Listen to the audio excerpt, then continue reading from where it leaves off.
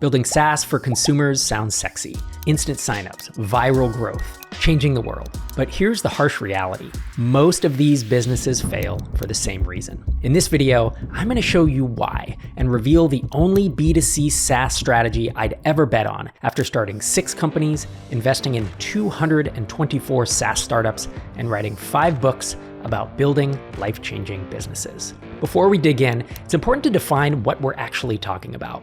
I see people talking about B2C SaaS all the time, but when we look closer, most of the big names don't actually fit the bill. True B2C SaaS is extremely rare, and most examples of B2C SaaS either pivot to B2B or they only survive at a massive scale. So here's a few examples of not really B2C SaaS. Netflix, YouTube Premium, HBO Max, Spotify. These are actually content businesses. You don't pay them for software. You don't care that it's software delivering the music or the streaming show. What you care about is the content. These are subscription content businesses, content as a service, not software as a service. iCloud is another example folks have brought up. The reason iCloud works is only because it's bundled with Apple's hardware ecosystem. They are almost $1 trillion company. And if you are almost $1 trillion hardware company, you too can start a B2C-ish SaaS. But iCloud doesn't stand on its own as a SaaS business. Dropbox is another one I hear brought up. They actually started B2C, but now over 80% of their revenue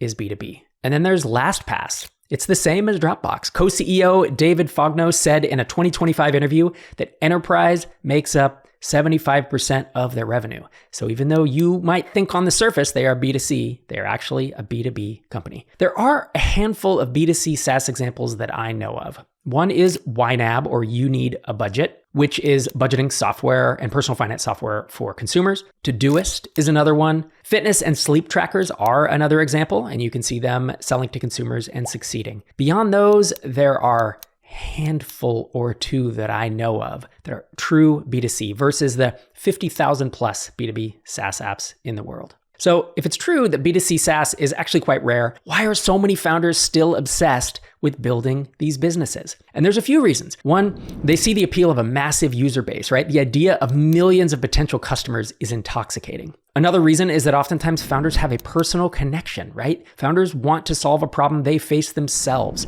or build something for quote unquote everyone because they want to appeal to a mass market. The third reason is the emotional appeal. There's a sense of perhaps impacting the world or fame from building a beloved consumer brand. Folks watch movies like The Social Network, or they hear the story of Google or Twitter, and they think, well, I want to do that too. I want to appeal to a big, broad audience and be quote unquote famous.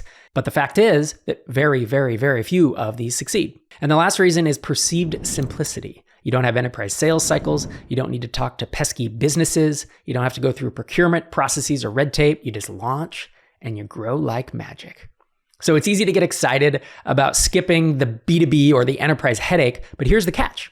Even though selling to consumers feels simple, the buying process on their end is anything but. And when it comes time for someone to actually pull out their credit card, the psychology is totally different from selling to businesses. Everything I'm saying in this video is from my personal experience and the experience of the tens of thousands of founders who watch this YouTube channel, who listen to my podcast, who I've invested in through Tiny Seed, who are in the MicroConf community.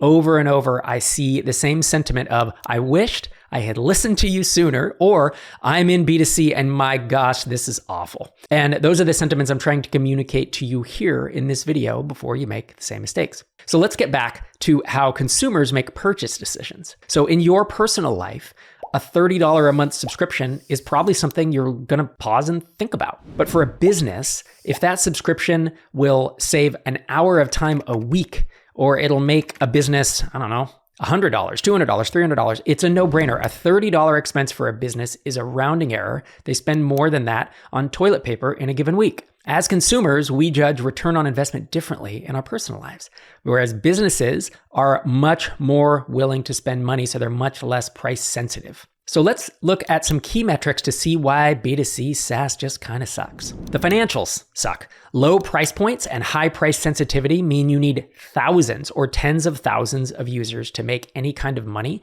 and you can't spend any money to market to them. Because the moment you spend a couple $100 to acquire a customer, which is Not very much in the parlance of acquiring SaaS customers, but once you've spent that, you're already in the hole and you're negative. So let's take a quick example. If you're making $10,000 of MRR at $8 per user, that requires more than 1,200 paying customers and tens of thousands of signups to get those 1,200 paying customers at typical free to paid conversion rates. The other thing is the unit economics are hard. It's really hard to maintain any kind of healthy LTV to CAC ratio, or lifetime value to cost of acquiring a customer. And I commented on this before, but what advertising platforms can you realistically acquire your customers at a cost that is actually profitable? For consumers, it's almost zero. You need virality, in quotes, and you think you're going to stumble upon virality by having a free plan, and it just is very, very, very unlikely to happen. Another reason why B2C is so tough is churn.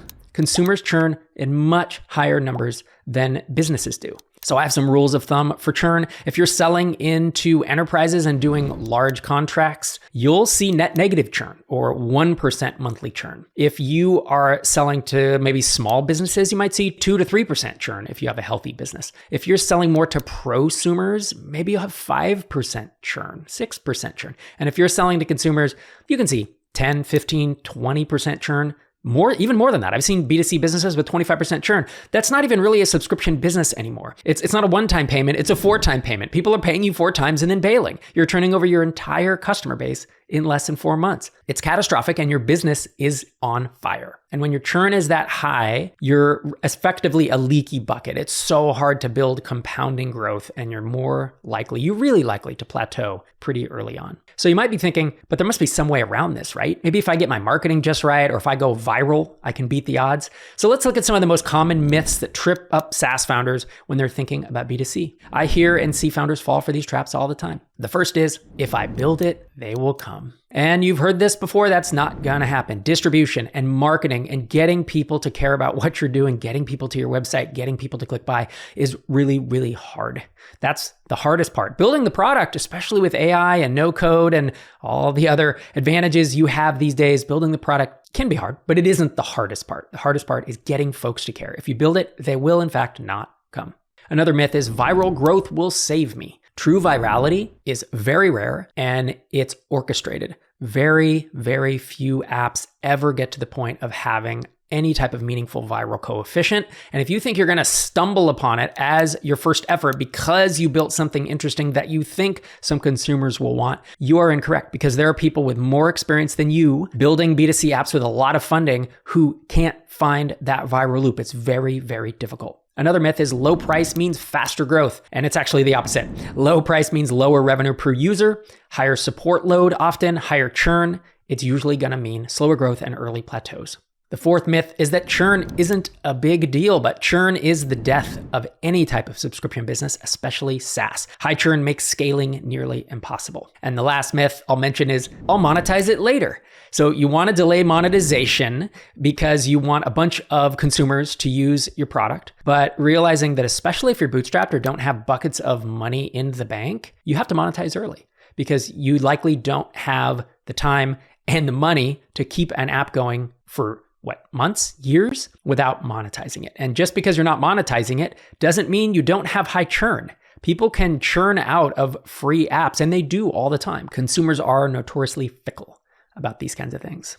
In a minute, I'm going to talk about the one way that I've seen B2C work. But first, I want to tell you about MicroConf Connect. MicroConf Connect is a world-class online community for bootstrapped SaaS founders. We keep the quality of the conversation and the members incredibly high by having a moderator who's in there engaging with folks, and it's a paid community. And that means people in MicroConf Connect are serious about getting things done. And there are great conversations about how to do things, about I need support, I need help, and it's an extension of our famous hallway track. If you head to microconfconnect.com, you can check out everything we have to offer with that subscription. There's a lot that's included. I encourage you to go check it out, microconfconnect.com.